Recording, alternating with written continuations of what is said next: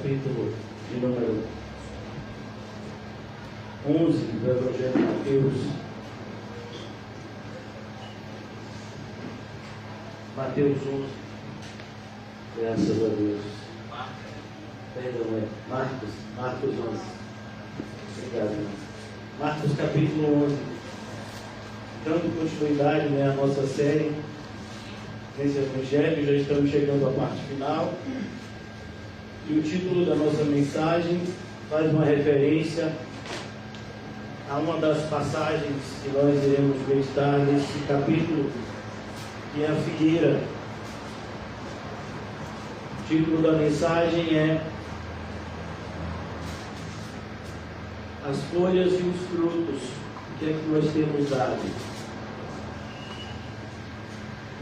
Nós estamos agora aqui a meditar na última semana do Senhor, a semana final do ministério terreno de Cristo, aonde Ele entra de maneira triunfal em Jerusalém.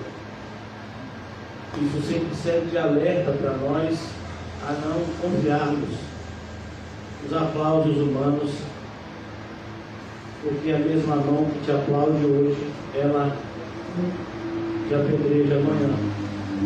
Devemos deixar a nossa confiança sempre nas mãos do Senhor, que nunca irá nos decepcionar, embora muitas vezes nós tenhamos decepcionado a Ele. Então Jesus aqui, Ele está indo para Jerusalém. Nós já vimos isso no capítulo anterior, quando Ele passa por Jericó, em direção a Jerusalém. E quando se aproximava de Jerusalém, de Betfagé e de Betânia, aldeias que ficavam vizinhas, poucos quilômetros de distância de Jerusalém, normalmente eram usadas pelos viajantes para pernoitarem quando eles iam para as festividades. Junto ao Monte das Oliveiras, enviou Jesus dois dos seus discípulos e disse-lhes: Ide à aldeia que está aí adiante de vós, logo ao entrar achareis preso um jumentinho, o qual ainda ninguém montou. Desprendei-o e trazei-o. E se alguém vos perguntar por que fazeis isso, respondei: o Senhor precisa dele e logo mandará de volta para aqui. Então foram e acharam o jumentinho preso junto ao portão, do lado de fora da rua, e o desprenderam. Alguns dos que ali estavam reclamavam: que fazeis soltando o jumentinho? Eles, porém, responderam conforme as instruções de Jesus, então os deixaram ir. É importante a gente parar e refletir um pouco, irmãos, sobre nós entendermos que aqui no mundo nós devemos viver dessa forma, sem nos apegar às coisas materiais, entendendo que tudo aquilo que for necessário para o cumprimento do nosso propósito, Deus irá providenciar. Nós vamos ver, por exemplo, que Jesus, Ele entra em Jerusalém em um jumento emprestado. Ele vai fazer a ceia em uma casa emprestada, e Ele vai ser enterrado num sepulcro emprestado. Perceba como não tem nenhuma vaidade no nosso Salvador. Aquele que é dono de tudo não tinha orgulho em ser servido pelo favor dos outros. No próprio carregar da sua cruz, Ele teve auxílio, como a gente já viu aqui, de um homem chamado Simão Cirineu. Eu falo isso porque grande parte de nós ainda temos um forte problema com o orgulho. A gente fica às vezes chateado em vir para a igreja de carona, às vezes a gente fica chateado em contar com a ajuda de um irmão, e o Senhor Jesus não nos deu esse exemplo de orgulho. Devemos tomar sempre cuidado com esse pecado, pois esse pecado ele nos assedia de perto. E Ele não deixará a gente em paz, mesmo quando a gente estiver bem perto do céu. Mesmo nas nossas últimas pisaduras nessa terra, as nossas últimas pegadas nessa terra em direção à entrada do céu, o orgulho ainda irá nos seguir. E um dos piores tipos de orgulho é o que a gente vai ver aqui na vida dos fariseus, que é o orgulho espiritual.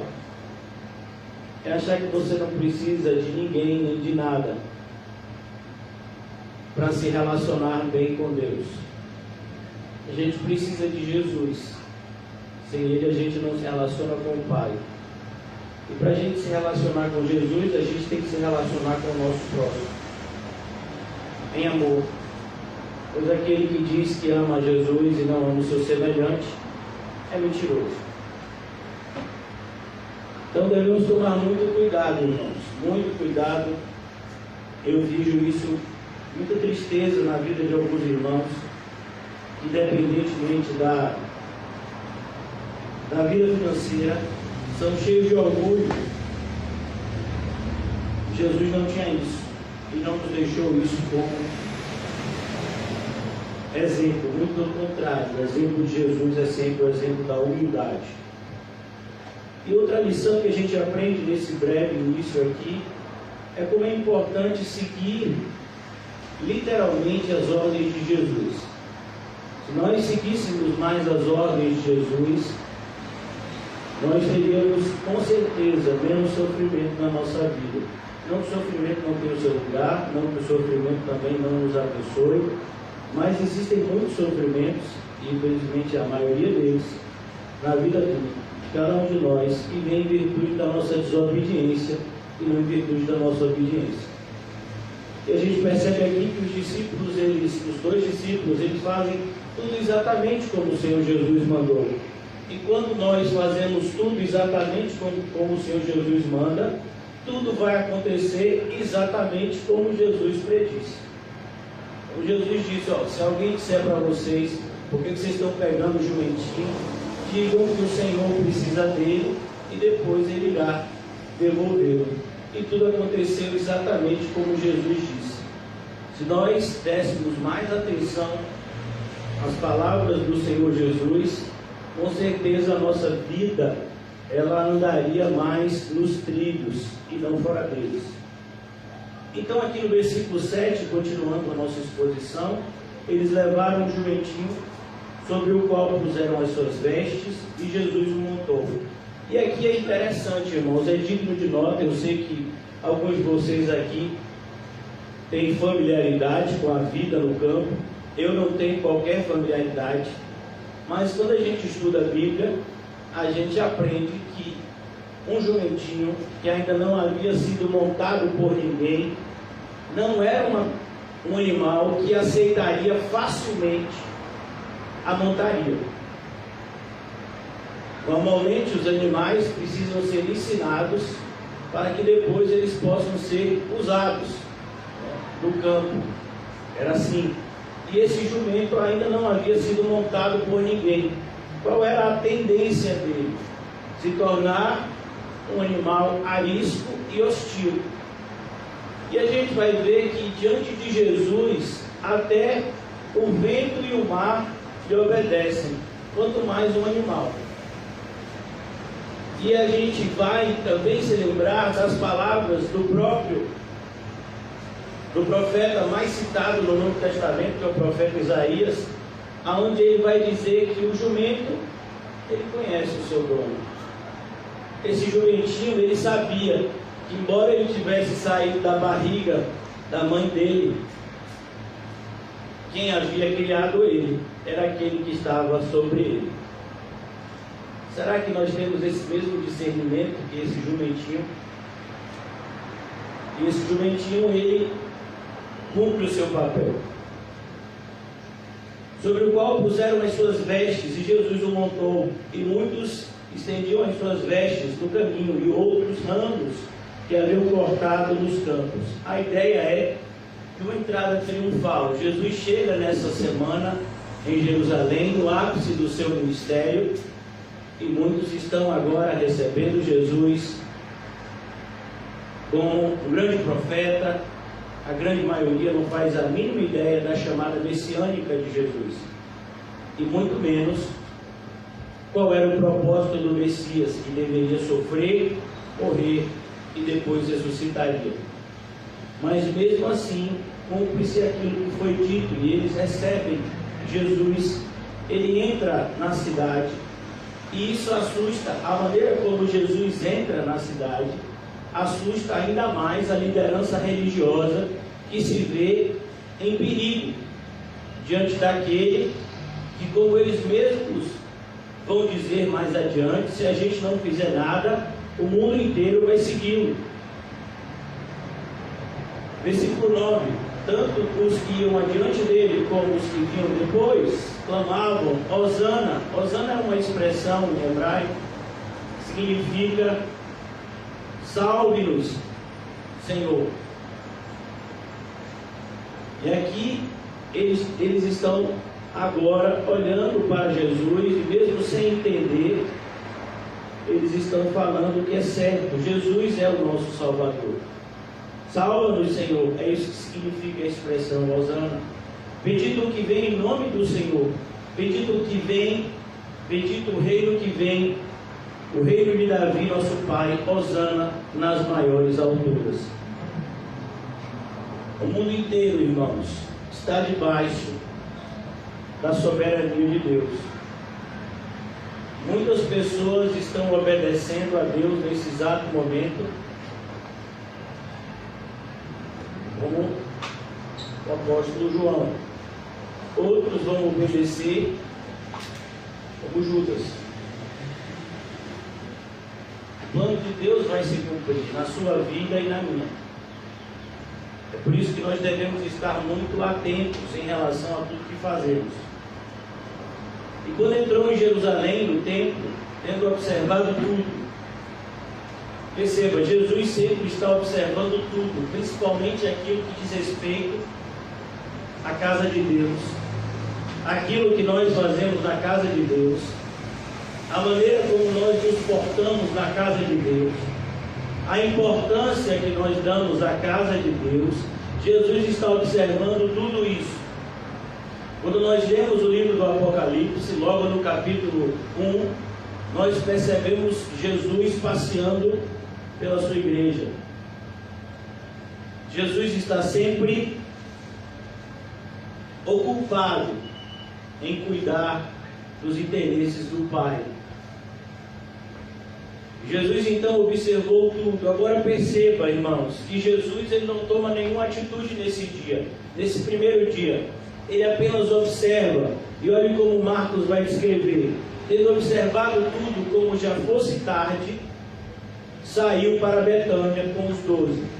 Então ele viu as coisas que ele iria repreender no dia seguinte. Ele viu as coisas que estavam erradas. E ainda hoje, ele está vendo a nossa vida. Ele está vendo a vida de pessoas que estão mantendo um relacionamento errado com ele. Ele está vendo a vida daqueles que estão mantendo um relacionamento correto com ele. Ele não vai falar logo. Ele está dando tempo para que eu e você venhamos a nos arrepender. Para que eu e você possamos olhar para a presença bendita dele no nosso meio. E constrangidos da nossa própria vileza, possamos nos arrepender, como o publicano de Lucas 18, e clamar por misericórdia. Mas isso não aconteceu. E aqui agora nós vamos estar diante do primeiro milagre negativo de Jesus. Falo negativo não no sentido de mal, mas no sentido de que Jesus agora usa o seu poder para amaldiçoar. Até então, Jesus só tinha curado as pessoas, multiplicado pães, parado a tempestade, expulsado demônios. Mas agora Jesus vai usar o seu poder para amaldiçoar. E aqui nós vamos agora ter que voltar para o início do Evangelho, ainda no ministério de João Batista, quando esse anuncia e diz: olha, o que está vindo depois de mim, ele é muito mais poderoso que eu, e ele tem na sua mão a pá. E ele vai fazer a separação entre a palha e o trigo. A palha ele vai queimar e o trigo ele vai colocar no seu celeiro.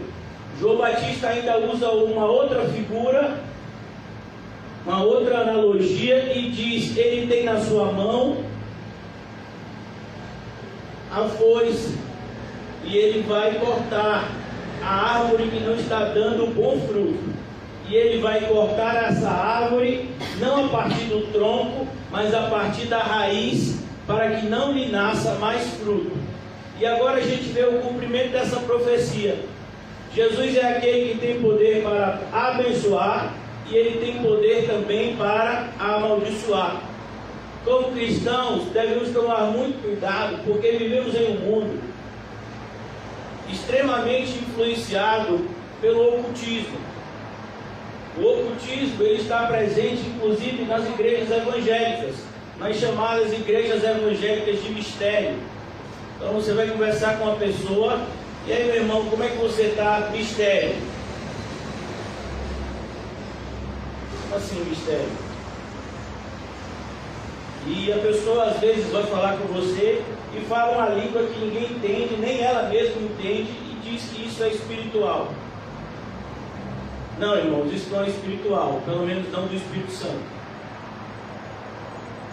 Paulo chega a dizer que é muito melhor falar 3 palavras compreensíveis do que milhares de palavras que não tragam nenhum tipo de conhecimento bíblico e salvífico para a pessoa.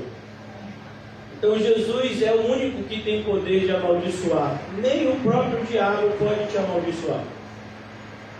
Eu falo isso porque nós moramos na cidade, ou numa das cidades, se não for a maior, eu não tenho esse dado, mas com certeza uma das maiores cidades, onde nós temos religiões de raiz africana, a maioria delas, aonde se fazem os famosos despachos, e onde supostamente pessoas são amaldiçoadas e pessoas são abençoadas, não sei, né? Mas supostamente conseguem atingir os seus objetivos se agradarem essas entidades.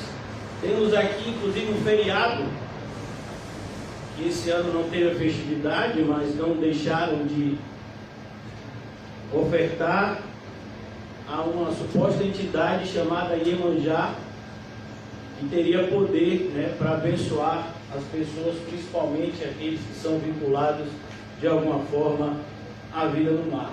E a gente sabe que essas coisas não existem. Do ponto de vista bíblico, só tem uma pessoa que tem poder para amaldiçoar, que é Jesus. Pastor, mas fizeram um trabalho para mim.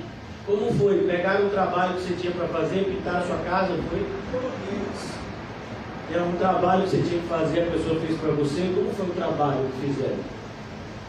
Mas fizeram um despacho para mim. Mas eu pensei que só quem podia despachar era o juiz. Ele recebe algo chamado petição e ele lavra, né, um despacho.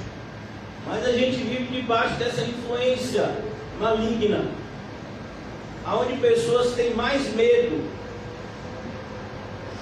do que os seres ocultos supostamente podem fazer do que desobedecer a Deus. Cuidado com esse tipo de influência. O temor no nosso coração deve ser exclusividade de Deus. Temor a Deus é o princípio de toda sabedoria. Jesus já disse que nós devemos temer unicamente ao Senhor. Não tema aquele que pode até fazer alguma coisa com o seu corpo e só vai fazer se o Senhor autorizar, como a gente já viu no livro de Jó. Mas tema aquele que tem poder de lançar o corpo e a alma no inferno. A esse deveis temer. E é isso que Jesus está querendo nos mostrar aqui nessa passagem. Versículo 12: no dia seguinte, quando saíram de Betânia, teve fome. Também aqui é importante notar a humanidade de Jesus. Aquele que é 100% Deus, ele também é 100% homem. E ele está agora saindo de Betânia, ficava a cerca de 3 a 5 quilômetros de Jerusalém. E ele teve fome. e vendo de longe uma figueira com folhas. É importante a gente entender um pouco das características dessa região, o Oriente Médio, principalmente aqui, no caso de Israel, que era a província da Palestina. A figueira era uma árvore muito característica daquela região, e é até hoje, e ela produz figos. E, de acordo com os estudos, o figo ele nasce primeiro e as folhas nascem depois, onde o propósito das folhas seria justamente proteger o fruto, inclusive dos animais, E agora essa árvore, ela tem folhas, ou seja, ela está passando uma mensagem de que pode vir tranquilo, que tem fruto aqui para alimentar vocês. É muito claro que Jesus quer ensinar para a gente de maneira prática, porque isso não é uma parábola, isso é um evento verdadeiro, isso é um fato verdadeiro que aconteceu quando Jesus estava se dirigindo a Jerusalém, mas que tem como propósito nos ensinar algo que aconteceria logo depois, quando Jesus iria purificar o templo. Vendo de longe uma figueira com folhas, foi ver se nela porventura acharia alguma coisa. É claro que Jesus já sabia que aquela figueira não tinha frutos. Jesus já sabia de tudo isso. Mas o propósito de Jesus é sempre nos ensinar, por meio das suas palavras e por meio das suas ações também. Então ele se aproxima daquela figueira e ele está sendo observado por todos os seus discípulos que o acompanhavam nesse momento. E eles percebem isso, ele está indo procurar fruto na figueira, algum figo que pudesse saciar a sua fome. E aproximando-se dela, nada achou, senão folhas. Esse é o perigo, irmãos, da religiosidade sem espiritualidade. Muitas pessoas têm a sua casa limpa e adornada, mas ela está vazia. E o que vai acontecer com a casa limpa e adornada que está vazia? O demônio que estava nela e se ausentou, vai voltar e vai voltar com mais 7. E o terror daquela casa será maior do que da primeira vez. Esse princípio é ensinado em toda a Bíblia. Como nós devemos vigiar e orar sem cessar. Como aquele que cuida, que pensa que está de pé, deve ter um cuidado ainda maior para não cair. Não é por acaso, irmãos, que como fruto do Espírito, nós temos, concluindo os elementos que formam esse fruto, o domínio próprio. É preciso que você se domine. É preciso que você aprenda a dominar os seus medos, os seus desejos. Você precisa dominar o seu corpo e não ser dominado por ele. Você precisa aprender a dominar a sua mente e não ser dominado por ela. Você precisa aprender a dominar a influência do mundo sobre você, para que você influencie aqueles que estão em trevas, de tal sorte que você seja um instrumento de Deus para atraí-los para a luz. Aproximando-se dela, nada achou, senão folhas, porque não era tempo de figos. A ideia não era tempo de figos, mas ela tinha folhas. Aqui também é importante a gente prestar atenção de que Jesus não vai vir até nós no tempo que a gente imagina. O princípio aqui é o mesmo princípio que é ensinado nessa parte do Evangelho lá em Mateus, quando Jesus conta algumas parábolas nessa parte final do seu ministério. Nós já estudamos o Evangelho de Mateus e vimos lá a parábola das 10 virgens. O que aquela parábola nos ensina? Dentre tantas coisas, que o noivo chegou na hora que ninguém esperava. Se você prestar atenção na parábola que está lá em Mateus 25, todas as 10 virgens dormiram. inclusive as prudentes. A diferença é que as prudentes estavam preparadas e quando foi avisado que o noivo estava passando, elas se levantaram rapidamente, acenderam as suas lamparinas e seguiram o cortejo em direção ao noivo. Aqui nós precisamos entender que você nunca se arrependerá cedo demais. Você pode até externalizar um arrependimento tarde demais. Como por exemplo, eu falo isso, irmãos, não me entenda mal, o arrependimento é um dom de Deus, mas muitas pessoas podem ter remorso tarde demais. Como é o caso daquele rico que está no inferno e que não entende no primeiro momento por que ele foi parar lá. Ele quer um pouco de água para saciar a sua sede. Ele entende então que ele vai ficar naquele lugar e ele quer que alguém vá avisar aos seus familiares para que não venham parar no mesmo lugar que ele. Mas não adiantava mais nada. Essa oração foi totalmente ineficaz. Não se ouve orações que são feitas do inferno. É por isso que nós temos que tomar cuidado. A prioridade na nossa vida deve ser a nossa vida espiritual. Muito mais importante do que o que você coloca na sua boca é o que está entrando no seu coração. Muito mais importante do que a sua saúde física é a sua saúde espiritual. Nós vivemos em um mundo onde as coisas não são dessa forma. Fala-se muito desse vírus, mas só não se fala do vírus que tem matado há milhares de anos as pessoas, que é o vírus do pecado. Os seres humanos foram feitos para serem imortais, tanto que a sua alma e a minha alma é imortal. Daí a necessidade do inferno. Porque a nossa alma vai ter que ir para algum lugar depois que nós sairmos daqui da terra. E só existem dois lugares.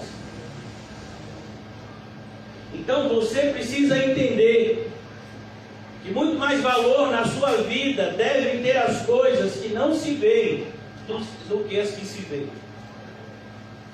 Muito mais importante para você, e entenda isso, eu sei que isso é doloroso para muitos que estão aqui, e muitos que estão aqui, para minha tristeza, nunca farão isso.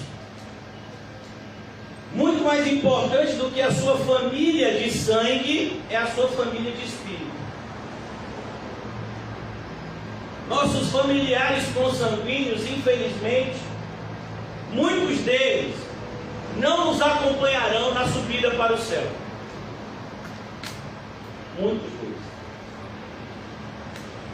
Existem familiares nossos que já estão agora no inferno. A gente não gosta de pensar nisso.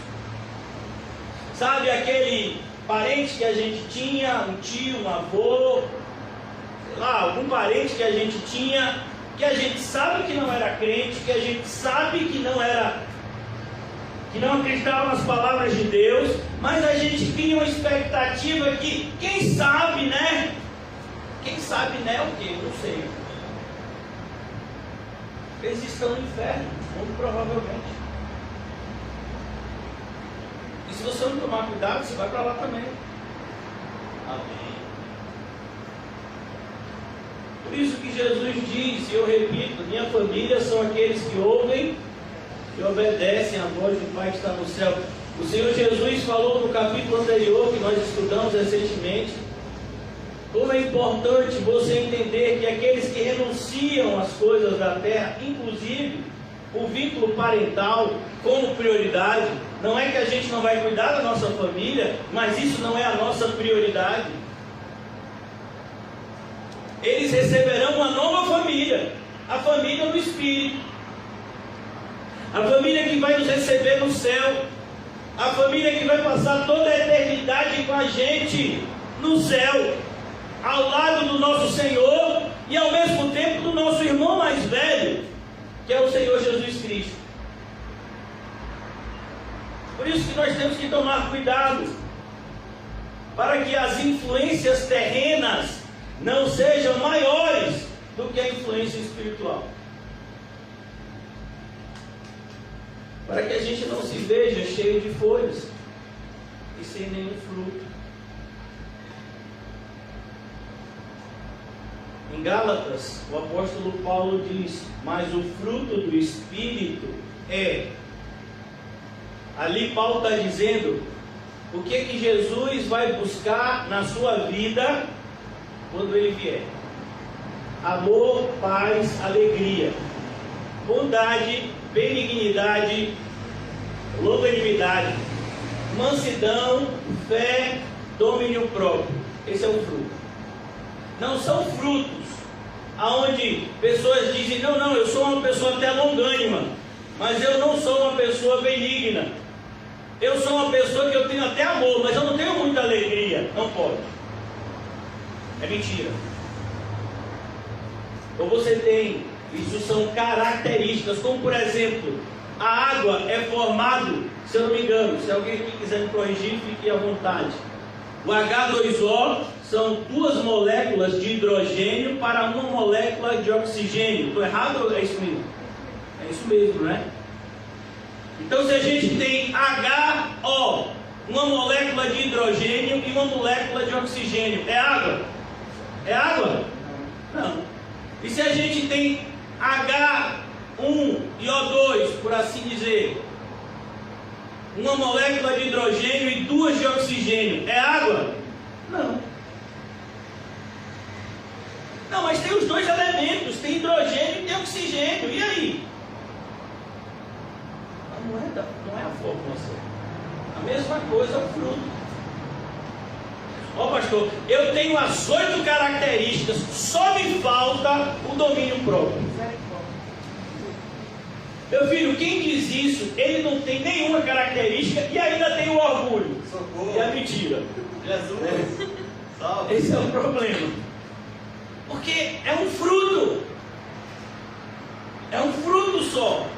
Que deve ser desenvolvido. É por isso que em 2 Pedro, o apóstolo Pedro fala dessas cartas de Paulo, que são difíceis e que as pessoas pervertiam, e ele diz: olhe, nós devemos crescer na graça e no conhecimento do Senhor Jesus. Por isso, cuidado, Jesus está vindo procurar frutos na nossa vida. Será que Ele vai encontrar apenas folhas? Nós estamos transmitindo o nosso culto pela internet. Muitas pessoas assistem, muitas pessoas, maneira de dizer, né? Algumas pessoas assistem e dizem amém, glória a Deus. Sim, e o que elas estão fazendo? Como é que está a vida espiritual delas? Porque só ouvir sermões não adianta nada. Muito pelo contrário. Jesus disse que aquele que ouve e não pratica é semelhante ao homem que construiu a sua casa sobre a terra. Vai vir a tempestade, vão soprar os ventos e aquela casa vai ser destruída. Você tem que praticar aquilo que você tem aprendido. Por isso, cuidado. Aproximando-se dela, nada achou, senão folhas, porque não era tempo de figos. Ele veio numa hora que ninguém esperava, e assim acontecerá com a volta de Jesus. Pedro fala sobre a sua volta e diz: ele virá como um ladrão. A ideia é que Jesus vem quando ninguém espera. Então lhe disse Jesus: nunca, jamais coma alguém fruto de ti. A ideia de Jesus é: você vai parar de enganar as pessoas agora. E seus discípulos ouviram isso. Perceba, quando Jesus disse isso, aparentemente nada aconteceu. Eles vão ver o resultado disso no outro dia, como a gente vai ver aqui no capítulo. Jesus então, ele estava indo para Jerusalém, e ele passa, ele vê essa figueira. Nós agora presenciamos essa cena, e Jesus continua em direção a Jerusalém. E qual é o lugar de Jerusalém que Jesus vai? O templo. Jesus amava a casa de Deus, e a igreja do primogênito, a igreja do Deus bendito. A igreja que é uma com Cristo, que possui uma união tão profunda com o seu Salvador, que a nossa compreensão humana não consegue alcançar.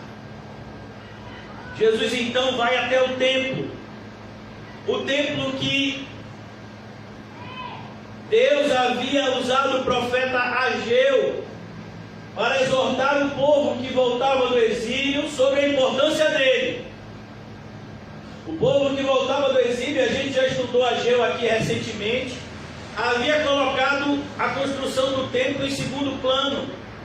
Estavam mais preocupados com a sua vida do que com a adoração a Deus.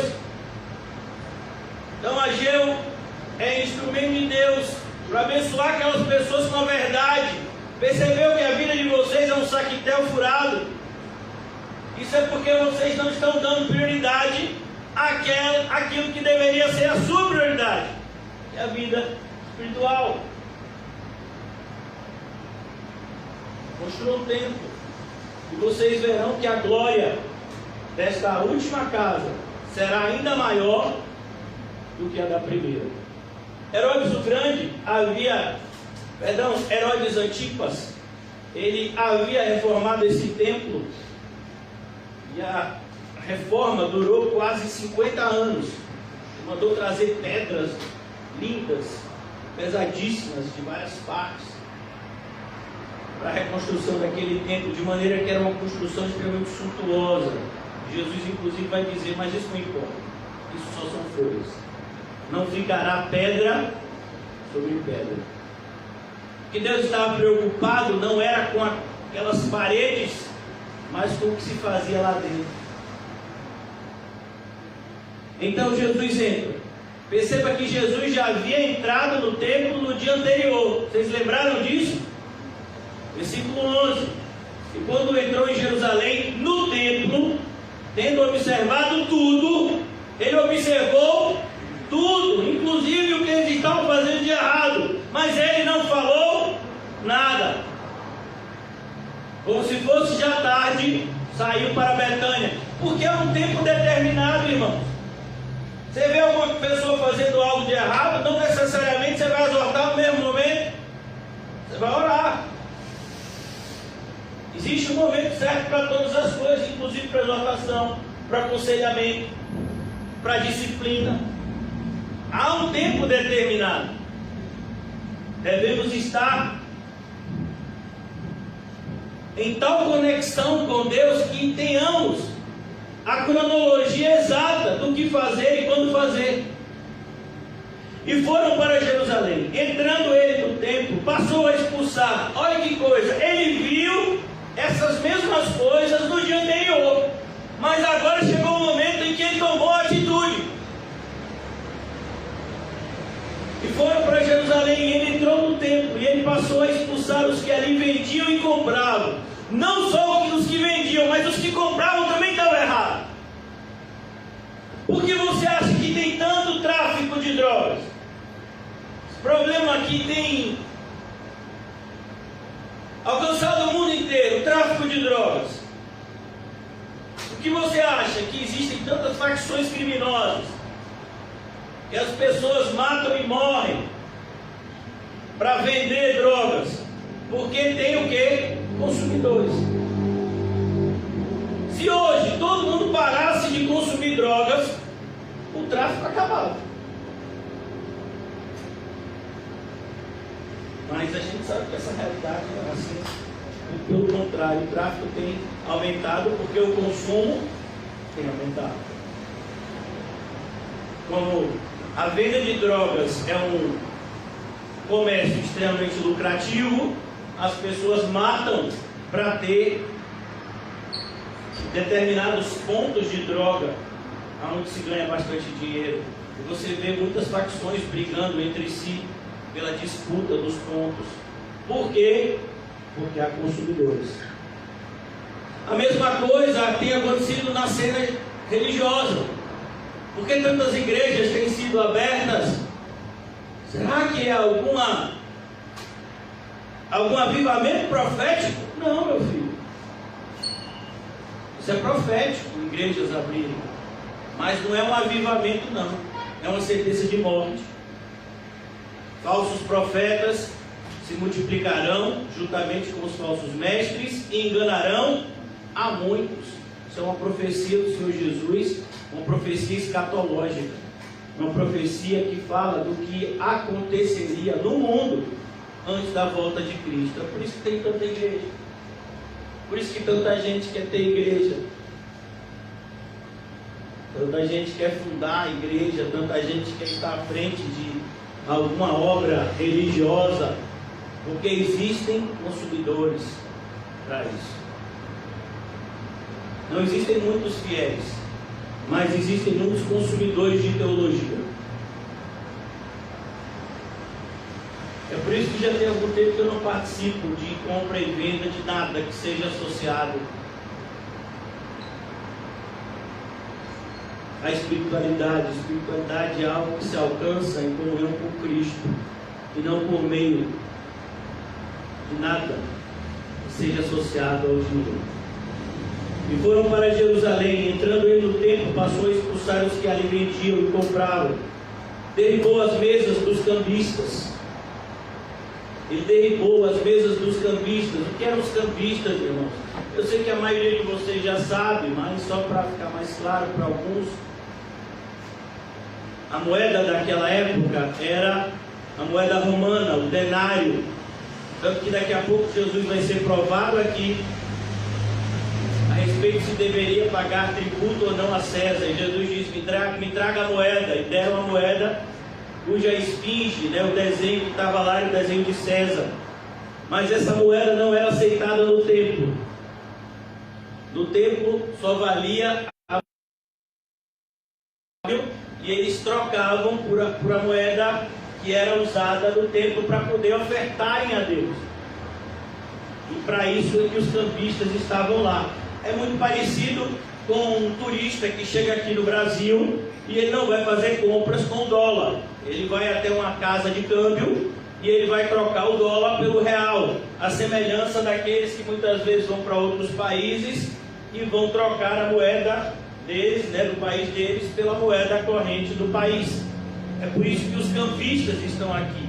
Eles faziam esse comércio e ganhavam dinheiro, muito dinheiro, até hoje.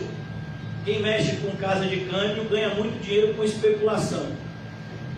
E derribou as mesas dos cambistas e as cadeiras dos que vendiam pombas.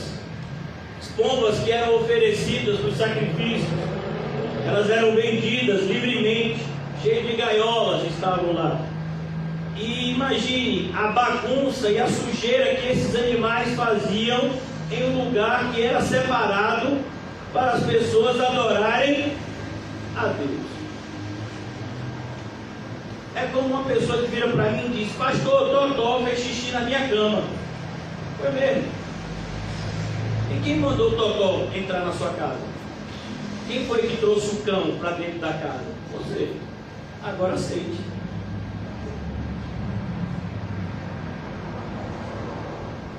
Existem lugares, irmãos, que devem ser frequentados apenas por seres humanos. A gente vive numa época tão louca que tem gente que vai com o cachorro até para o shopping center.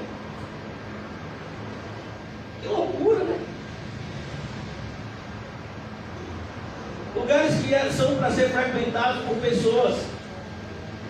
Às vezes você não tem a tranquilidade de deixar o seu filho beber, brincar no playground, porque ele pode pisar na fezes do animal ou na urina de um animal, numa área que deveria ser exclusividade de seres humanos. Mas hoje em dia, irmãos, a ideia é isso, é você fazer as coisas da forma errada.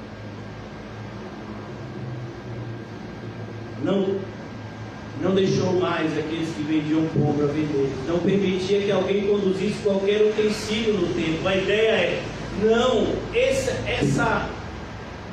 local aqui, ele é um local que deve ser usado para aqueles que querem conhecer a Deus, para que a palavra de Deus seja ensinada, para que as pessoas que querem falar com o Pai, possam ter um lugar de oração. Inclusive os judeus, eles tinham como hábito orar 3 vezes ao dia. Principalmente os moradores de Jerusalém, eles se dirigiam a Jerusalém, eles se dirigiam ao templo em 3 horários, 9 da manhã, meio-dia e 3 da tarde. Eles oravam 3 vezes ao dia no templo, e aquele lugar era um lugar específico para isso, mas estava sendo concorrido cada metro quadrado por conta dos cambistas. Assustador, irmão. Como por exemplo, do púlpito deve emanar somente a palavra de Deus, a mensagem de Deus para o seu povo, mas tanto comércio é feito do púlpito. Eu tenho um DVD, eu tenho um CD, eu tenho um livro que vai abençoar a sua vida. É mesmo? Você vai me dar? Não. Eu vou dividir em 5 vezes sem juros. Eu posso fazer isso? E as pessoas participam desse comércio. É triste isso.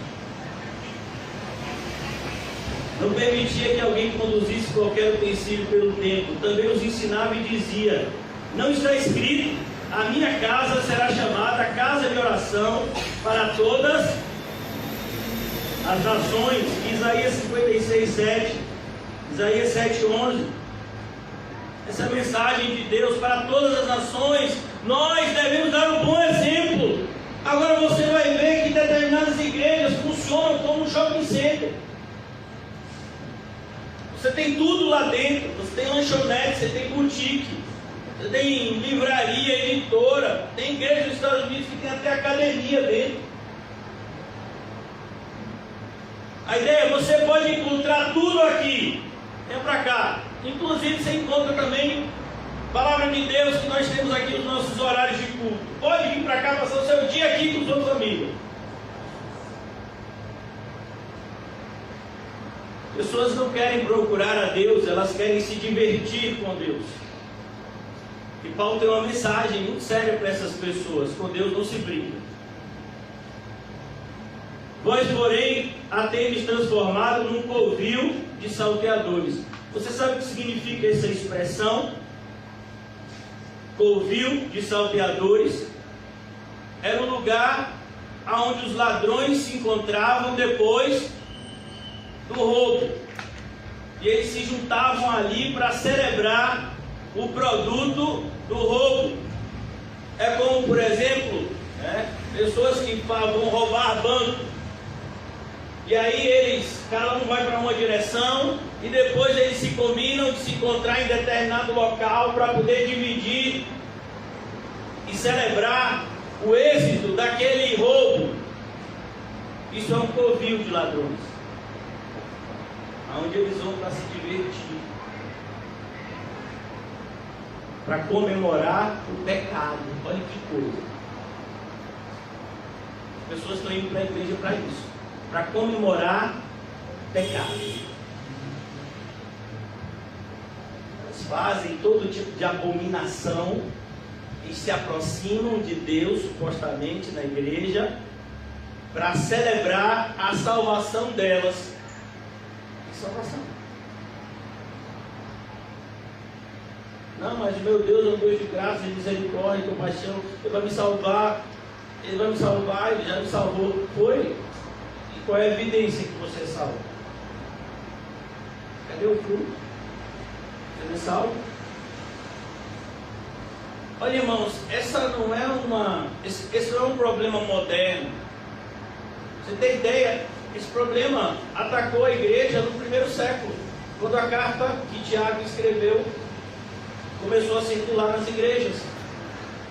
Tiago escreve a sua carta no 1º século ainda, e ele diz para as igrejas: aquela carta não foi somente para a igreja de Jerusalém, mas para todas as cartas pastorais, né? As cartas, elas circulavam em todas as igrejas, e a preocupação de Tiago era justamente essa: pessoas que estavam confundindo a graça de Deus com uma espécie de salvo-conduto para viverem em pecado e ainda assim irem para o céu. É como nós temos, né? Determinadas profissões, você não pode ser preso de qualquer jeito, você tem as chamadas prerrogativas. Então as pessoas dizem, não, eu não vou para o inferno, eu conheço a Jesus. Não, meu filho, se você conhecesse a Jesus, você não estava vivendo desse jeito. Mas se você conhece a Jesus, vive desse jeito, que Jesus é que você conhece. Então Tiago diz, como é que vocês dizem que tem fé e vocês não têm obras? Você acha que tal fé pode salvá-los? Então aqui nós vemos isso. Vocês têm transformado a casa de meu pai em um covil de salteadores. E os principais sacerdotes, os escribas, eram a liderança religiosa, ouviam estas coisas e procuravam um modo de matar a Jesus, de tirar-lhe a vida, pois o temiam. Olha que coisa, eles temiam a Jesus, eles tinham inveja de Jesus, porque toda a multidão se maravilhava de sua doutrina. Em vindo à tarde, saíram da cidade. E aqui é a semana da Páscoa, nós estamos apenas no começo da semana. Jesus entra no domingo, aqui provavelmente é uma segunda. E passando eles pela manhã, viram que a figueira secara desde a raiz. Aqui já é no outro dia, supostamente na terça-feira. A gente for levar a cronologia ao pé da letra. Jesus entrou no domingo, saiu, ele entrou no outro dia, segunda, agora aqui é o terceiro dia que eles estão indo. E agora eles olharam, ó, eles estão passando pelo mesmo lugar, e passando pela manhã, viram que a figueira secara desde a raiz. Aquela figueira que estava cheia de folha no dia anterior, estava toda seca, desde a raiz. A ideia é morrer. Então Pedro, lembrando do que tinha acontecido, ele falou: mestre, eis que a figueira que amaldiçoaste secou. Ao que lhe disse Jesus: tem fé em Deus, porque em verdade vos afirmo que se alguém disser a este monte, ergue-te, lança-te no mar, e não duvidar no seu coração, mas crer que se fará no que diz, assim será com ele. Perceba, Jesus está dizendo essas palavras diante do que eles viram, uma figueira amaldiçoada. Por isso vos digo que tudo quanto em oração pedirdes, crede que recebestes, e assim será convosco. Porque quando eu peço em oração, eu tenho certeza que eu vou receber, porque Deus falou. Buscar-me-eis e me encontrareis quando me buscardes de todo o vosso coração. Se eu estou feito isso, eu tenho certeza que eu vou achar o Senhor. Entrega os teus caminhos ao Senhor e confia nele, e Ele tudo fará. O Senhor é o meu pastor e nada me faltará. E ainda que eu passe por um vale sombrio, não temerei mal algum, porque o Senhor está comigo. Lâmpada para os meus pés é a tua palavra, Senhor, luz para o meu caminho. Então tudo aquilo que está escrito da parte de Deus, eu devo colocar a minha fé nisso, nessas benditas promessas, e devo acreditar nelas com todo o meu coração, na certeza que elas se cumprirão. Não é uma fé abstrata e subjetiva, mas é uma fé objetiva nas promessas que Deus já nos fez.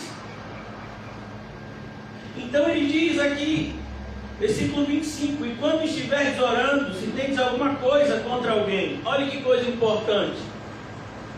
Quando você estiver orando, se você tem alguma coisa contra alguém, cuidado, porque aquilo pode estar sendo um empecilho entre você e Deus.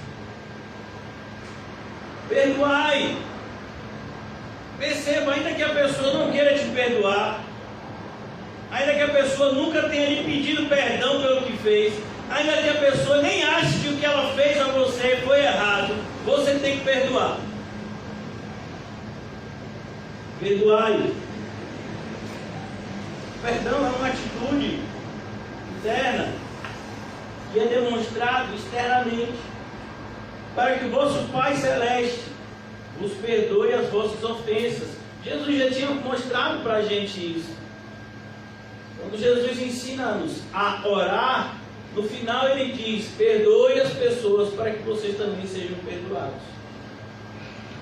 Mas se não perdoardes também, vosso Pai Celestial não vos perdoará as vossas ofensas. Cuidado, cuidado com a raiz de amargura que cresce no seu coração. Ela é muito perigosa e pode matar, inclusive você. Agora, irmãos, concluindo a nossa passagem aqui no capítulo 11, Jesus é questionado pelos religiosos. Então regressaram para Jerusalém. Eles estão indo para Jerusalém. É a semana da Páscoa. Todos os dias Jesus estava lá em Jerusalém. E andando ele pelo templo, e Jesus estava sempre aonde? No templo. Jesus não estava a passeio em Jerusalém. Ele sabia qual era a sua missão. E eu pergunto a você: você sabe qual é a sua? Vieram ao seu encontro os principais sacerdotes. Perceba, Jesus não tem qualquer tipo de comunhão com eles. Com aqueles que, dizendo-se irmãos, não agirem como tais, com esses nem com mais. Agora, se eles vierem até nós, a gente vai falar normalmente. A ideia é que a gente não tem comunhão com aquele que quer ter comunhão com o pecado. O pecado contamina. As más companhias corrompem os bons costumes. Jesus já havia advertido seus discípulos que tomassem muito cuidado com a influência dos fariseus e dos herodianos. Vieram ao seu encontro os principais sacerdotes, os escribas e os anciãos. Mais uma vez, essas três classes de pessoas, elas representam a liderança religiosa da época de Jesus. E lhe perguntaram: com que autoridade fazes estas coisas? A ideia aqui é que eles ainda não tinham engolido, por assim dizer, o que Jesus havia feito no dia anterior. O que Jesus havia feito no dia anterior? Ele havia expulsado aqueles que estavam comercializando dentro do templo. E a ideia é: quem administra o templo é a gente. Com que autoridade você chega aqui e manda o povo embora? Você acha que aqueles homens estavam ali dentro de graça? Não, irmãos, eles pagavam uma parte dos seus lucros aos líderes religiosos. É a mesma coisa, existem igrejas, eu creio que muitos de vocês já foram nessas igrejas, onde elas arrendam a cantina. É muito comum isso, né? Arrenda a cantina, aluga um espaço para a pessoa de repente colocar uma livraria evangélica, aluga outro espaço para que seja outra coisa, né? Para que aquilo aumente de alguma forma os recursos da igreja. Mas a obra de Deus, ela deve ser sustentada por Deus, ainda que isso aconteça por meio do seu povo.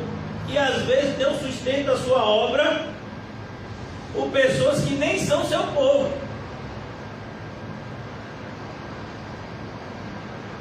Quando o profeta Elias foi buscar abrigo, o Senhor Jesus mandou ele ir para onde? Para fora do território de Israel, a região de Tiro, de Sidom. Uma viúva sustentou ele. E antes disso, um animal impuro trazia carne e pão para ele todos os dias, o povo.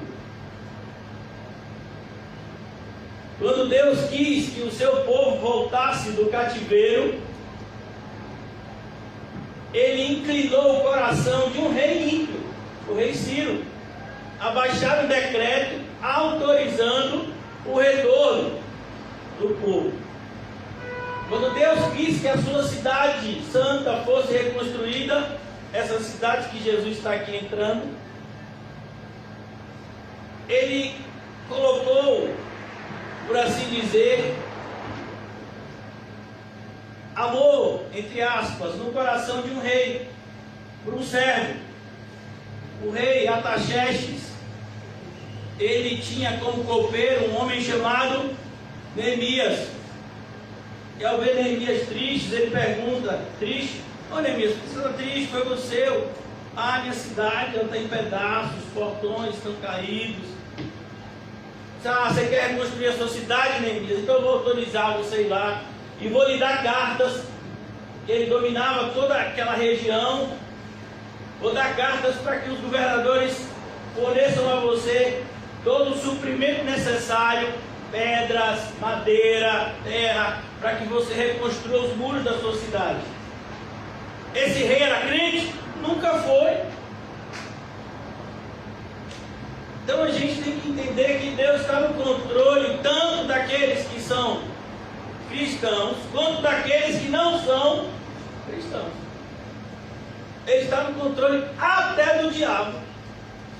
Quando os demônios que habitavam na vida de um homem gadareno, uma legião de demônios que habitavam na vida daquele homem, quis ir para uma manada de porcos, teve que pedir autorização para quem? Para Jesus. Não, Jesus não pode fazer nada porque fulano é ímpio.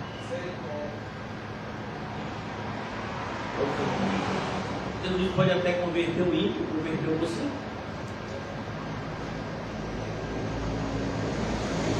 Então Jesus está aqui no templo. E essa liderança religiosa faz essa pergunta. A pergunta da autoridade está vinculada ao que Jesus havia feito anteriormente. Mais uma vez, não é uma pergunta aberta. Ele está dizendo, com que autoridade você faz o milagre da multiplicação de pães? Com que autoridade você anda sobre as águas? Eles não estão perguntando isso. Até porque eles não se importavam com isso. Eles só se importavam consigo mesmo. O Deus deles era o próprio vento, como é o Deus de grande parte dos religiosos de hoje. Lhe perguntaram com que autoridade faz essas coisas, ou quem te deu tal autoridade para as fazeres? Quem foi que constituiu você como administrador do templo? A gente é que toma conta aqui das coisas que acontecem aqui dentro. E você vem aqui e diz que a gente está administrando mal, que agora é um covil de ladrões, que o pessoal está aqui ganhando seu dinheirinho. A gente está ajudando eles. Mentira. Quem te deu autoridade para dizer o que é certo ou errado na igreja? A palavra. O pastor do passado, ele disse, um crente com a Bíblia aberta e cheio do Espírito Santo, ele tem mais autoridade espiritual do que o maior teólogo da sua geração. Porque assim, irmão, se alguém quiser conversar com você acerca de teologia, tem um monte de gente que fica melindrado, né? Eu já conversei com pessoas que dizem, não, pastor, mas fulano, né? Fulano é, tem isso, tem aquilo, é doutor em teologia, fala 13 idiomas.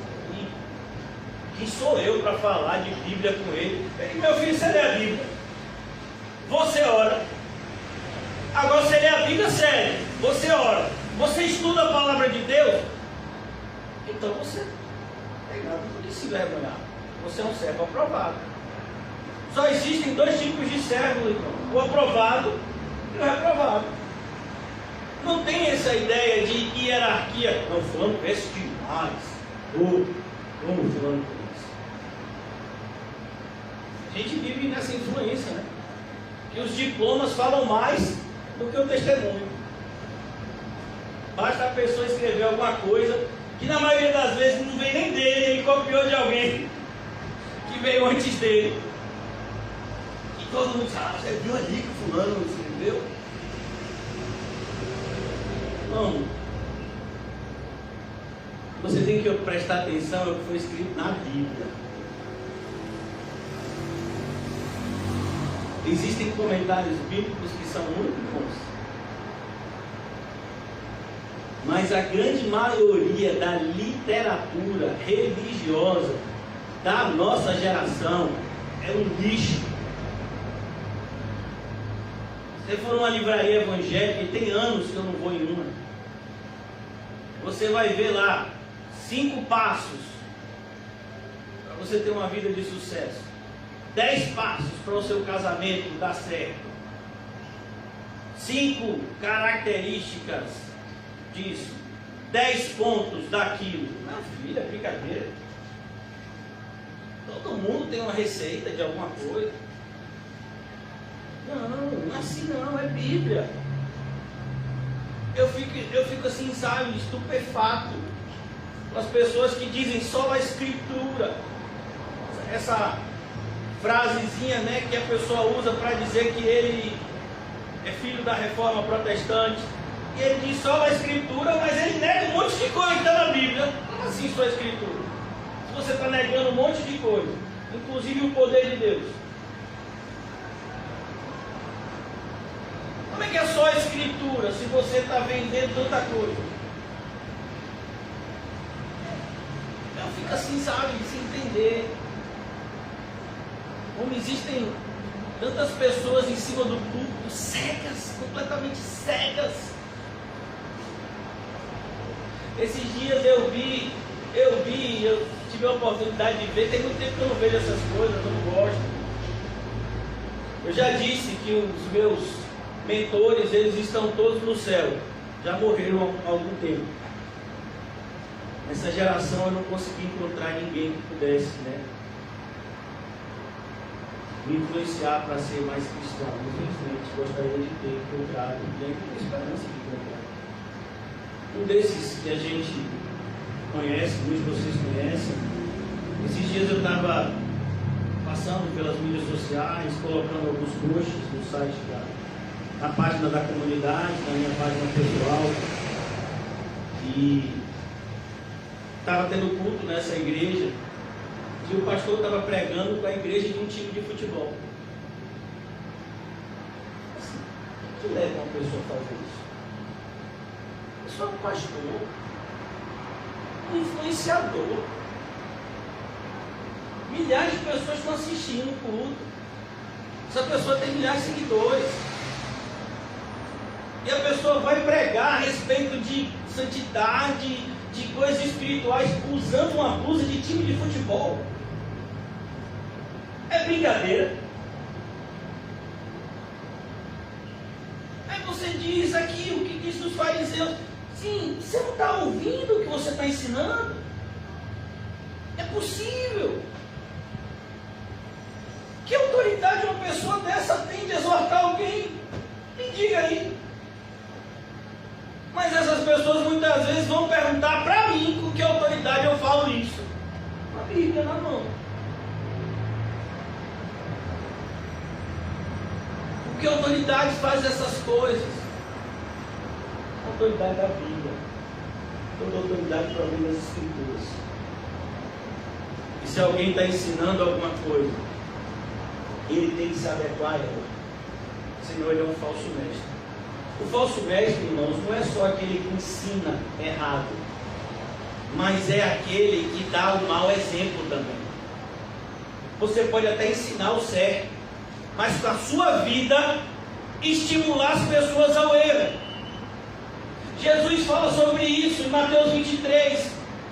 Eles se assentam na cadeira de Moisés, eles leem a lei, mas não imitem o que eles fazem, porque eles falam, mas não vivem aquilo que estão falando. São as pessoas que têm folhas, mas não têm o fruto. Fala-se tanto da soberania de Deus, mas as pessoas vivem pedindo dinheiro à torta e à direita. Oh, mas Deus não é soberano para sustentar a sua obra? É ou não é? É. Mas eu tenho que ajudar a Deus, deixando bem claro qual é a conta que as pessoas, o Deus soberano, tem que depositar o dinheiro, se elas quiserem ser abençoadas. E hoje em dia, meu filho, tem tanta forma de você receber dinheiro. Tem um negócio chamado de Pix. Outro dia uma pessoa disse: pastor, eu faço um Pix. Eu digo: me respeite. Eu faço as coisas. Isso que é uma transferência, né? Que é mais rápida, que não precisa de, que parece que entra na hora, né? Sai da conta da pessoa e vai para outra conta. Faça um Pix para mim. Me respeite, rapaz. É tanta forma de você, né, lidar com o dinheiro. Agora, para você fazer uma doação, meu filho, você não precisa nem anotar como antigamente, né? A conta, a agência, CPF, o nome da pessoa. Não, você bota o celular, aí tem um negócio, como é o nome daquilo? QR Code. Essa nem inglês, QR Code. E aí, ó, já vai direto do banco, já é capaz de tirar logo o seu dinheiro todo. Vai! Quem mandou você botar lá o seu celular para ver aquele QR Code? Cuidado! Quando você tiver com o seu celular na mão, que vir aparecer aquele QR Code, viu? No YouTube, esconde o celular. Que é capaz de ele chamar. Ele digo nada. Eles estavam incomodados com Jesus justamente porque Jesus tinha mexido no bolso deles. As pessoas se incomodam quando acontece isso, irmão. Ou quem te deu tal autoridade para as fazeres? Jesus respondeu: eu vos farei uma pergunta. Tá certo, vocês estão perguntando de autoridade, né? Tá bom então. Eu vou falar com que autoridade eu fiz essas coisas. Mas vocês têm que me responder uma pergunta. Tá certo? Tá certo? Claro que a gente vai responder. A gente sabe tudo. A gente é fariseu, a gente é escriba. Pode perguntar o que você quiser, que eu sou o cara. Eu sei tudo de Bíblia. Quando tem aqueles jogos de Bíblia, eu sempre tiro 10. Era o nome da jumenta de Balaão. Como era? Ninguém sabe? Não tem na Bíblia. Eu vos darei uma pergunta. Respondei-lhe, e eu vos direi com que autoridade faço essas coisas. O batismo de João era do céu ou dos homens? Olha que coisa. E aí Jesus pergunta algo para eles completamente inesperado. Porque João já estava morto há muito tempo. A influência nessa época era a influência do próprio Jesus. João talvez já tivesse sido até esquecido pela grande maioria, pelo tempo que ele já havia morrido. João foi decapitado no início do ministério de Jesus. O batismo de João era do céu ou dos homens?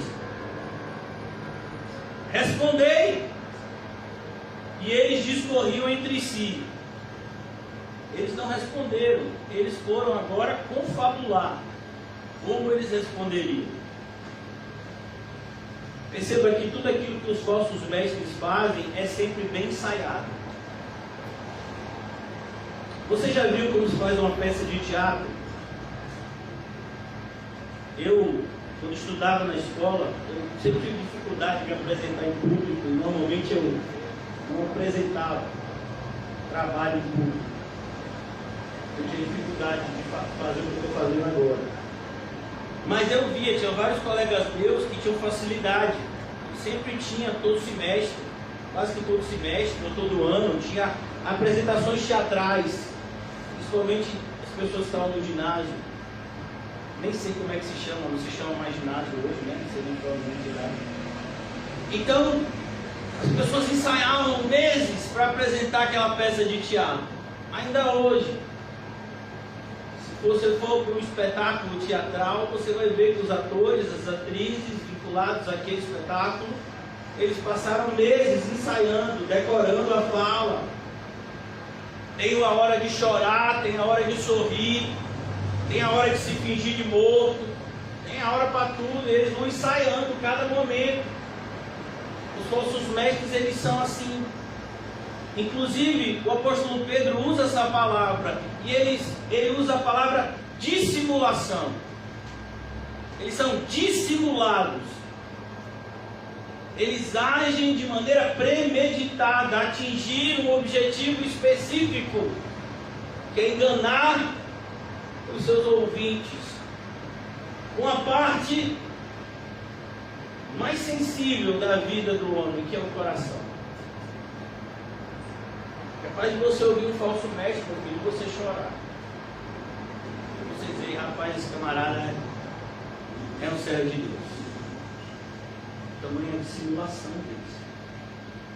Eles choram, eles sorriem, eles são capazes de dominar. Existem pastores hoje em dia que estão sendo direcionados a fazerem curso de teatro. Você já imaginou isso? Já tem, né, no seminário, o chamado curso de oratório, que é para poder você saber falar em público, saber como enganar as pessoas, né? Deve ser. Aí tem a hora que você fala mais alto, tem a hora que você fala mais baixo, tem a hora que você fazer aquele suspense, sabe? Curso de oratório. Já tem, na maioria dos seminários, é uma disciplina comum no curso. Fora isso, ainda tem aqueles que são estimulados pelas suas denominações a irem mais além e a fazerem teatro. Vários pastores, eles usam desse artefato, né, desse subterfúgio, da teatralização, para influenciar os seus ouvintes a fazerem o que eles querem e a acreditarem nas mentiras que eles professam. Muitos estão fazendo isso. Jesus então diz: o batismo de João era do céu ou dos homens? E eles então confabulam. Por quê? Porque eles têm que pensar o que eles vão responder. Afinal de contas, né? O que o povo vai pensar deles? A resposta deles é muito séria. E daí que Jesus diz para a gente que os servos das trevas são mais prudentes. Ó, eles pensaram antes de falar. A gente deveria fazer isso também. Mas não pelas intenções deles, mas pela intenção de tomar cuidado com o que a gente fala.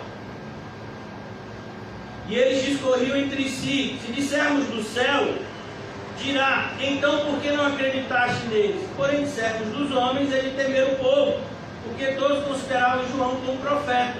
Então é o que a gente vai perceber.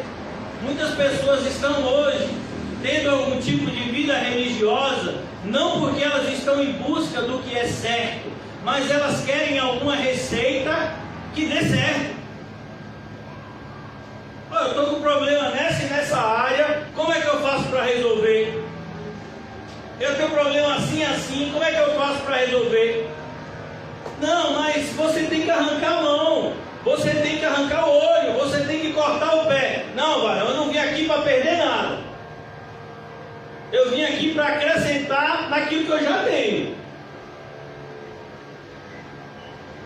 Esse é o retrato da cena religiosa. Esse é o retrato da figueira que tem folhas, mas não tem folhas.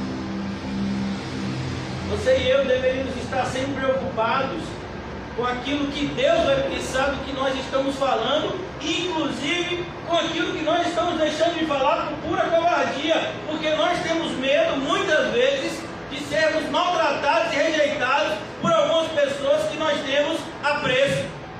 Aí a gente não fala o que deveria falar.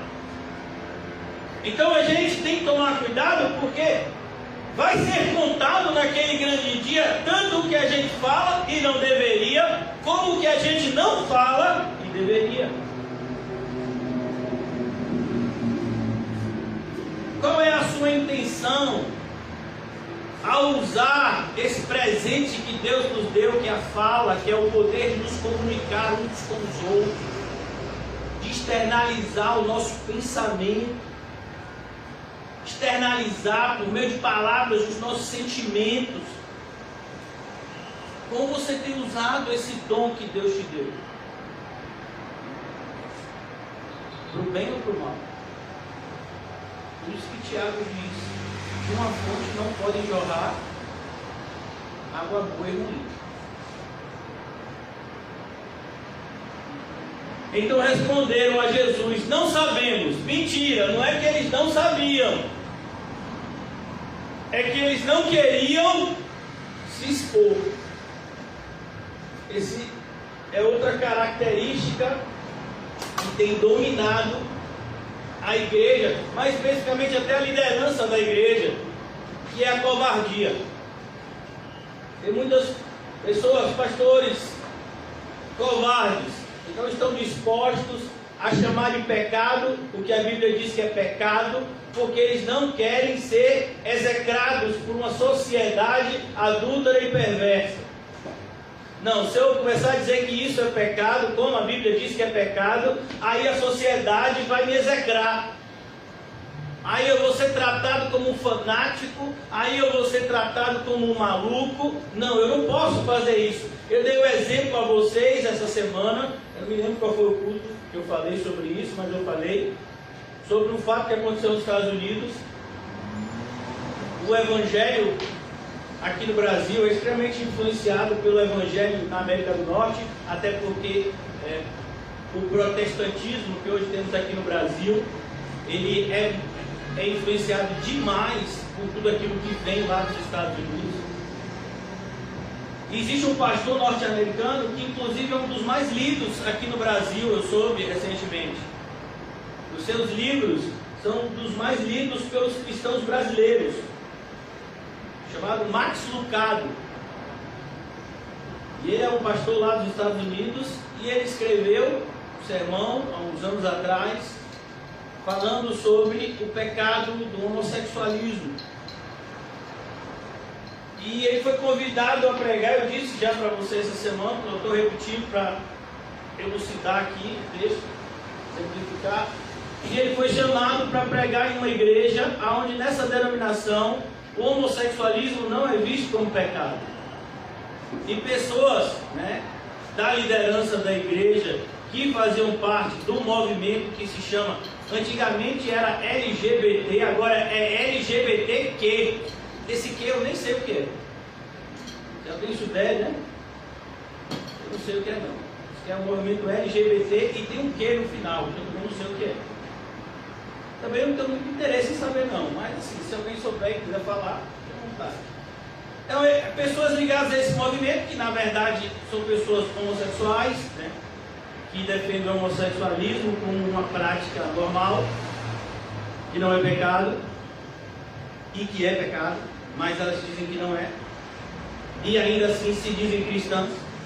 Então pessoas dessa igreja começaram a se levantar contra o fato dele ser chamado para uma conferência, onde provavelmente ele seria muito bem pago, na catedral central dessa igreja lá nos Estados Unidos. Então ele, para poder ficar bem com o pessoal, ele escreveu uma carta pedindo perdão ao pessoal lá ligado a esse movimento, o LGBTQ, o pessoal que defende o homossexualismo, dizendo que eles também eram seus irmãos e que amavam-os, É brincadeira. É isso. Há uns anos atrás, teve um pastor que influenciou muita gente. Ele, inclusive, era bem próximo de um pastor conhecido aqui no Brasil, chamado Paul Washer. E esses pastores, eles são quase da mesma idade, Paul Washer, Mark Driscoll. Eles vêm de uma escola, de pastores reformados dos Estados Unidos. Eles faziam parte, de um círculo de alguns pastores famosos, como John Piper. Esse Mark Driscoll, inclusive, ele era muito próximo de John Piper. O Mark Driscoll, ele fundou uma igreja muito grande nos Estados Unidos, chamada Igreja Mars Hill, alguma coisa assim. E ele foi envolto em vários escândalos. E aí a igreja fechou e ele sumiu um pouco da cena religiosa, e ele voltou recentemente. Agora ele não somente diz que as doutrinas da graça são mentira, como ele se aproximou de todos os pastores da teologia da prosperidade que antes ele combatia. Imagine, um dos maiores expoentes da teologia da prosperidade dos Estados Unidos é um pastor chamado Joel Osteen. O pastor é muito famoso nos Estados Unidos, muito rico. Só para você ter ideia, a igreja dele é maior do que a Arena Fonte Nova. E ele tem programa de televisão, tudo que você imaginar, milionário, bilionário, esse pastor.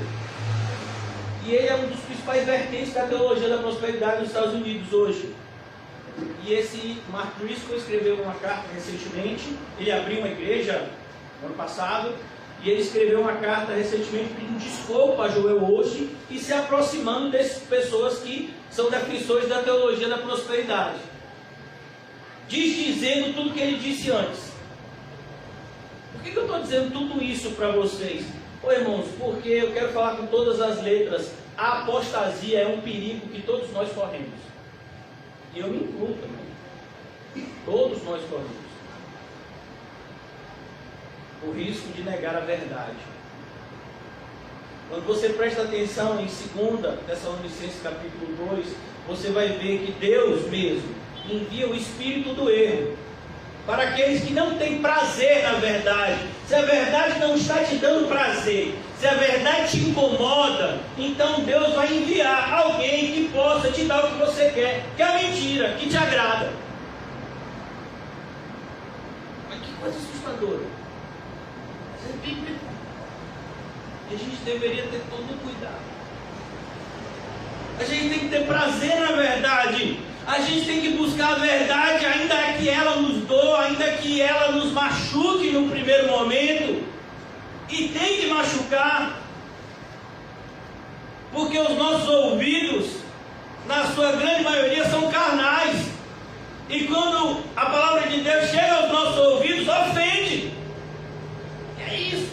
Falando assim, falando desse jeito. Eu não sou tão ruim assim. Não, você não é tão ruim assim, não, você é pior. Não, eu não vou cair, eu não tenho essa facilidade de cair, não. Não, você tem mais ainda. Você já está caído se você pensa assim. Olha, irmãos, eu vou dizer uma coisa para você. Tem determinadas coisas que as pessoas postam no WhatsApp e no Facebook que eu fico envergonhado. Que essa pessoa faz parte da nossa congregação. Eu digo, não é possível. Pessoas que fazem parte da nossa congregação há 10 anos, 5 anos, postam determinadas coisas que eu digo, não é possível que a pessoa acredita nisso ainda. Não é possível. Depois de tanto estudo bíblico. Estava onde quando a Bíblia estava sendo lida? Estava onde quando o pastor estava ensinando aquela passagem? Meu Deus do céu, o que essa pessoa faz em casa? Não estuda a Bíblia, provavelmente. Não ora. E aí depois fica postando coisas extremamente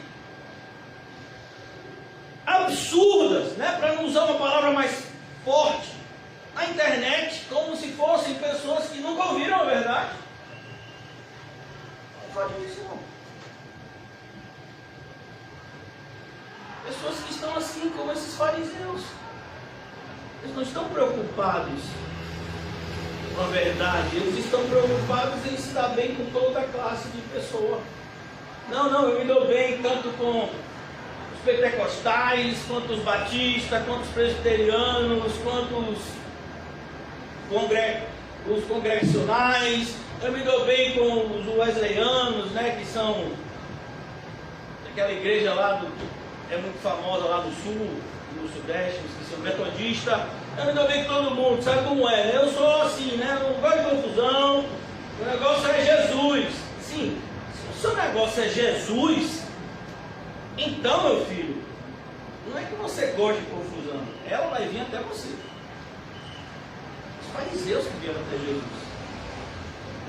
Só vem, chega para mim e diz assim: mas pastor, eu não vejo nada demais eu criar 12 cachorros. Mas eu vejo. Eu vejo. Você não vê não? Eu vejo. Você quer que eu lhe diga porque eu vejo? Me diga o que você faz pelo seu semelhante. Me diga qual é o tempo que você tem para fazer alguma coisa pelo seu próximo. Me diga como é que você pratica as palavras que Jesus disse que tinha que ser feito. Tudo que fizeste a um desses pequeninos irmãos é como se fizesse a mim. E o que você não fez a eles é como se você não tivesse feito a mim também. É o pecado da omissão. Ah, mas eu conheci o verdadeiro evangelho. Por isso você vai ser mais condenado. Quem mais é dado, mais lhe será exigido. Fico assustado, irmãos. Eu falo isso com a dor no coração. Já vou fechar. Queria que os irmãos fossem preparar a ceia, já o fizessem. E aqueles que fossem participar tivessem todo o temor e reverência no coração que é necessário nesse momento. Eu fico assustado e tenho que dizer isso, né? Com toda tristeza, de pessoas que estiveram presentes comigo no início da igreja, que vai fazer 10 anos agora, e que hoje estão completamente gélidos. Vem para um culto, falta 10. Meu filho, eu continuo sendo amigo dessas pessoas, mas eu vou ser bem sincero com vocês. Mas eu vou ser muito sincero, tenho certeza que vou machucar alguns. Mas eu não vejo essas pessoas como meus irmãos. Porque os meus irmãos e irmãs são aqueles que ouvem e obedecem à voz do Pai que está no céu. Eu estou dizendo isso para o bem deles, para que eles se arrependam e voltem para a família da fé, porque eles já não estão mais nela. Quem diz quem está na família da fé e quem não está não sou eu, é Deus. Eu estou aqui apenas para alertar. Quando o apóstolo Paulo disse em 1 Coríntios 5 que aquele jovem seria entregue a Satanás, não era Paulo que estava entregando aquele jovem para Satanás. Paulo estava apenas diagnosticando algo que já havia acontecido no mundo espiritual há muito tempo. Quando aquele jovem se entregou à lascívia de se relacionar com a mulher do seu pai, no meio de toda a congregação, ele já estava sob a influência do maligno, ele já estava nas mãos do diabo. Tudo que o apóstolo Paulo fez, obrigado meu filho, foi diagnosticar algo que já havia acontecido. Então quando a gente fala de pessoas que já se esfriaram na fé, a gente não está querendo, sabe, proibir o retorno dessas pessoas ou desestimulá-las de retornar, mas avisá-las sobre o perigo de que elas correm de jamais retornar aos pés de Jesus. Frequentar uma igreja evangélica não é sinônimo de salvação. Faz parte do processo, mas não é algo exclusivo. Você pode frequentar, você pode ter um pastor Jesus, como foi o caso de Judas Iscariotes, mas nunca fez parte da igreja, nunca se preocupou com ninguém além do seu próprio grupo. Então a gente tem que tomar muito cuidado com o esfriamento espiritual, com a apostasia, com o perigo de termos folhas e não termos frutos. Precisamos de um arrependimento constante e cada vez mais profundo, que revele a nossa total dependência do nosso Salvador. E se nós dependemos dele, nós vamos fazer tudo aquilo que ele nos mandar, como ele mandou, como a gente viu aqui no começo desse capítulo. Ó, para chegar lá, para pegar o jumentinho, e quando disserem para vocês que estão fazendo isso, digam: o Senhor mandou. É para fazer exatamente o que Jesus mandou. Pregue o evangelho para essas pessoas e diga para elas renunciarem a tudo, tomarem a sua cruz e seguirem os meus passos. Diga isso a elas, que todo aquele que tentar salvar a sua vida irá perdê-la, mas todo aquele que entregar a sua vida por amor a mim e ao evangelho, acha-la. Obrigado, irmão. Diga isso. Esse é o nosso papel, irmãos, como igreja. Esse é o nosso papel como sal, como luz. E nós temos que ter todo cuidado para não perder o sabor, para não nos vermos tão vinculados com as coisas, obrigado, irmão, com as coisas desse mundo, que as coisas espirituais, elas ficam em segundo plano para nós. Olha, irmãos, eu vou lhe dizer, antes da gente ceiar, se Jesus não está em primeiro lugar na sua vida, ele não está em lugar nenhum. Não se muda. Não ache que as suas desculpas te justificarão diante de Deus naquele grande dia. O que nos justifica diante de Deus é o arrependimento e a fé. Por isso a gente tem que tomar cuidado. Vivemos um momento perigoso. Muitas pessoas colocaram as suas esperanças e ainda têm colocado na vacina. ou nas vacinas, no plural. Agora já existem variações do vírus, onde vai ser necessário, mais uma vez, os cientistas voltarem para os laboratórios e aprimorarem as vacinas para que elas se tornem mais eficazes em relação à mutação que o vírus tem sofrendo. Muitas pessoas acharam que pior tinha sido o que aconteceu em junho. Inclusive foi um prognóstico que foi feito pelos cientistas e pelos estudiosos da área. Olha, nós estamos aqui numa curva onde o pior vai ser o mês de abril e maio. É mesmo. Agora já mudou. Viu o que aconteceu em Manaus? A falta de cilindros de oxigênio está acontecendo hoje ainda. Não existe UTI ainda para essas pessoas lá, e pacientes de outros estados, pacientes desses estados estão sendo transferidos para outros estados. Nós, como seres humanos, temos que entender que a nossa esperança está no Senhor. Se colocarmos a nossa esperança e a nossa segurança em qualquer outra pessoa, coisa ou circunstância, iremos nos decepcionar grandemente.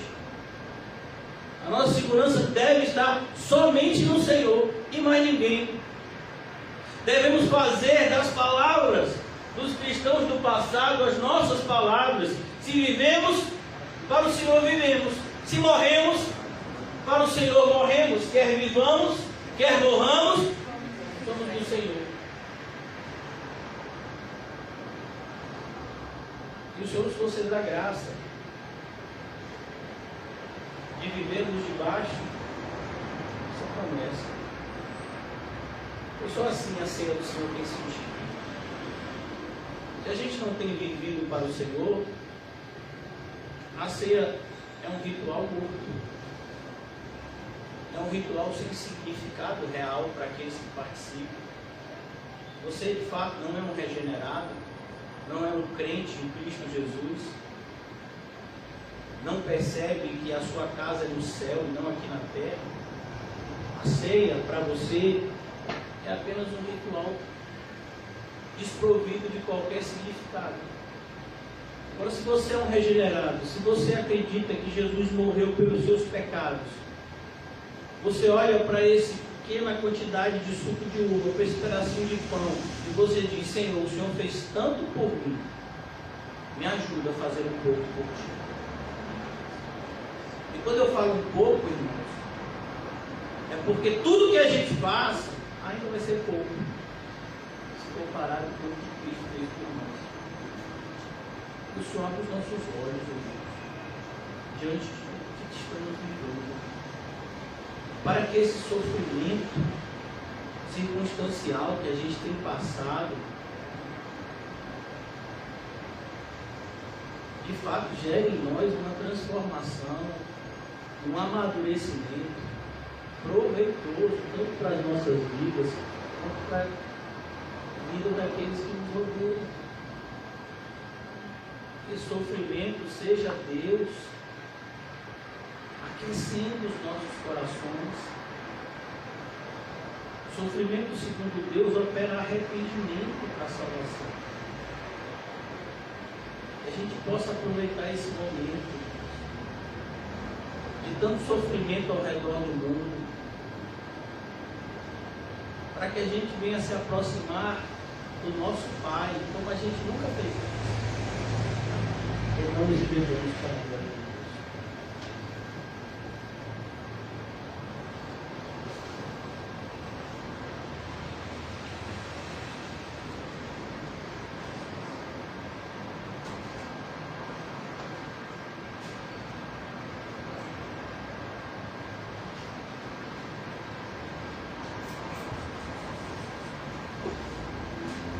Nosso Senhor Deus e Pai, amado Jesus, Senhor e Salvador das nossas almas, ajuda-nos na nossa faltura, na nossa pouca fé, na nossa infantilidade espiritual. Deveríamos já ser homens e mulheres, mas ainda nos portamos como meninos carentes de leitinho. Ó Senhor Jesus, ajuda-nos a crescermos na graça e no conhecimento de Ti. E aqui, como guerreiros do exército de Cristo, possamos combater o bom combate, pois a guerra espiritual, ela existe e existirá até a consumação, independentemente da nossa omissão em relação a ela. Aqueles que não estão lutando contra o mal já estão dominados por ele. Ajuda-nos a entender essa realidade e a combater o bom combate para a Tua glória, Senhor. Abençoa os meus irmãos, nos abençoa nessa manhã, nos conduz em triunfo, Senhor Jesus. O triunfo, a vitória que vence o mundo é a nossa fé. Dai-nos dessa fé, que tudo cresça, porque sabe que as Tuas promessas se cumprem e se cumprirão, e nenhuma delas jamais será frustrada. Do amor de Deus Pai, e as doces consolações do Espírito Santo, e a graça maravilhosa do nosso Senhor Jesus Cristo, seja sempre conosco. Nós dizemos Amém. saúde mutuamente por nossa guia na fé. E diga a você mesmo: você tem dado frutos?